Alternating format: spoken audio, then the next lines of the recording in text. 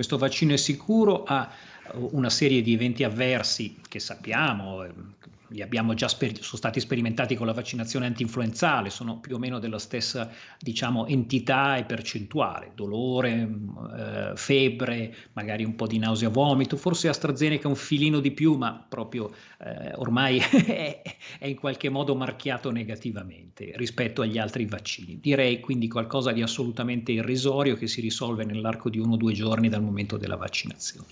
L'elemento che ha fatto scalpore in questo momento di grande emozione, attenzione, sensibilità è ciò che succede sempre dopo una vaccinazione: la si tira in ballo rispetto a eventi successivi. C'è questa paura, quest'alea di paura, a prescindere dal Covid, c'era già anche prima sulle vaccinazioni dell'infanzia e su correlazioni con patologie più o meno strane. Da qui il fatto che una patologia molto frequente, che colpisce 1 a 1000 italiani all'anno, e con un po' di mortalità, che è la tromboflebite profonda e forme invece di embolia polmonare, che sono purtroppo frequentissime. Questo virus andrà avanti a onde, probabilmente sempre più piccole, e quindi dovremo fare, dopo questa grande campagna vaccinale, anche delle dosi di richiamo, perché questo virus ci rimarrà in mezzo ai piedi ancora per un po' di tempo. Sicuramente grazie al vaccino in modo con una convivenza molto più civile.